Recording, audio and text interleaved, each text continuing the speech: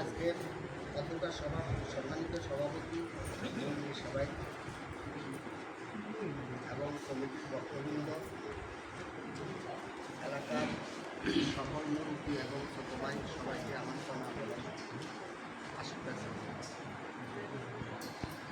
5 বছর পূর্বে আমরা এখানে বসে এই যে আজকের যে কমিটি হিসাব নিকাশ দেওয়া হয়েছে, এই কমিটি 5 বছর পূর্বে এখানে বসে কিন্তু এই কমিটিটা তৈরি করা হয়েছে। আসলে ভগবানের কাজ করতে গিয়া অনেক ভুল ত্রুটি অনেকের মনে ব্যথাও দিতে থাকে, এটা হয়, এটা স্বাভাবিক।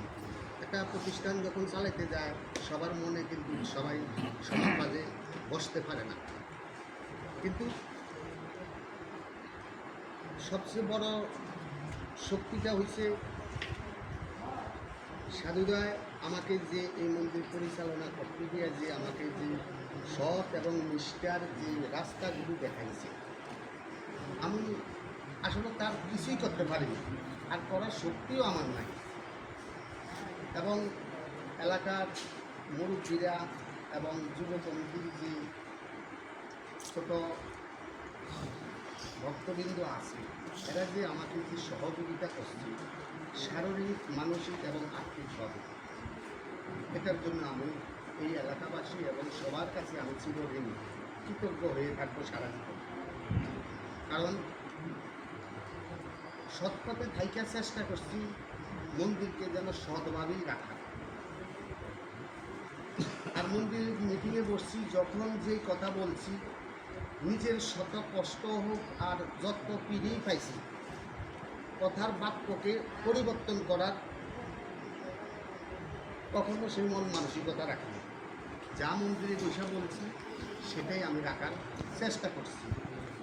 যাক, মন্দির পরিচালনা করতে গিয়ে অনেকের মনে ব্যথা পাইয়া থাকেন, আমাকে ক্ষমা সুন্দর দৃষ্টিতে দেখবেন, এটাই আমার আপনাদের চরণে আশীর্বাদ। আর 5 বছর পূর্বে এখানে বসে যে আমি সংকল্প করে যে মন্দির কমিটিতে আসছি, 5 বছর পর কমিটিগত হয়ে যাবে। আজ সেদিন পূর্ণ হলো।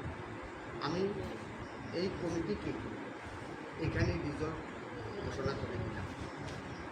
আজ থেকে এই কমিটির কোনো কার্যক্রম এই মন্দির পরিচালনার ক্ষেত্রে থাকবে। এখন এই দায়িত্বটা উপদেষ্টা মণ্ডলীর সদস্য যারা আছে তাদের হাতে অক্ষণ থাকছে। টাকা পয়সা, খাতা পয়সা যা আছে সব কিছু ওনাদের হাতের উপরে দিয়ে ওনারা এলাকাবাসীকে নিয়ে যার দ্বারা মন্দির উন্নয়ন হবে, যাকে মন্দিরের সৌন্দর্য বৃদ্ধি হয়, আমি ব্যক্তিগতভাবে মনে করি তাকে এই মন্দিরের দায়িত্ব দিয়া ভবিষ্যৎ কমিটি তৈরি করিয়া এই মন্দির আরও সুন্দর, আরও সুন্দর হোক, এটা আমার কামনা। এটা আমার কামনা থাকবে। আমি আমার সমর্থ অনুযায়ী যতটুকু পারি ধর্মের জন্য করে যাব। আসলে সবচেয়ে বড় কথা হচ্ছে আমার বাইরে দিয়া 3 বছর আমার লোক ঠিক মতন কথা বলে, কিন্তু অপ্রয়োজনীয় কথা,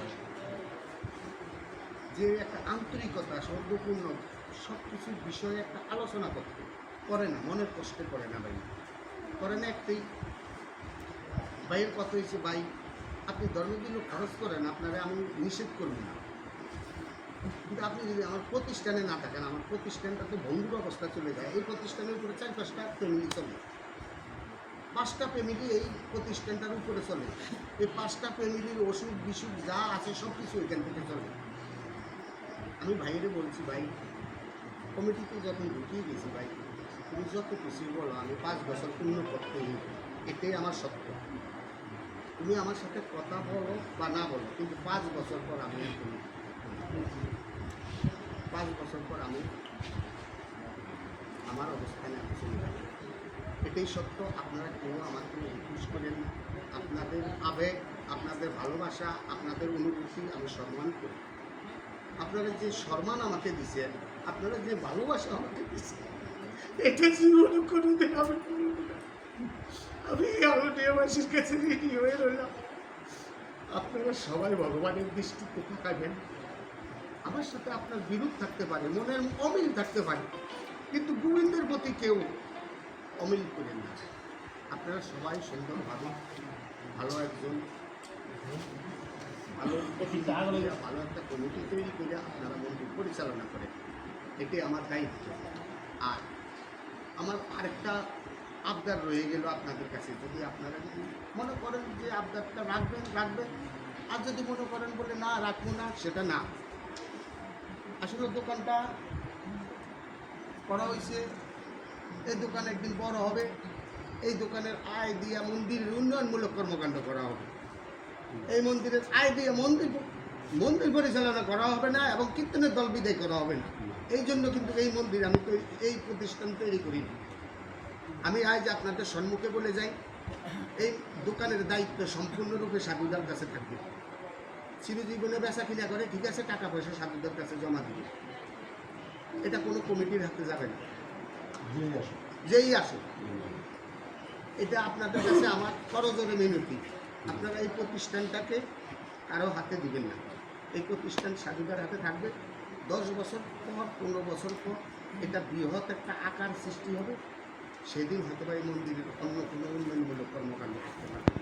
কিন্তু মন্দিরের দোকানের পয়সা দিয়ে আপনারা কীর্তনের দল বিদায় করবেন, আপনারা অনুষ্ঠানের সটলে হেন চালাবেন, এটা আমি একজন একমত না। এই বলে আমি সবার শ্রীচরণে প্রণাম জানিয়ে আমার বক্তব্য এখানে শেষ করলাম। আপনারা আমারে আশীর্বাদ করবেন, আমার জন্য শরীর স্বাস্থ্য ভালো থাকবে, এটাই আপনাদের কাছে কামনা।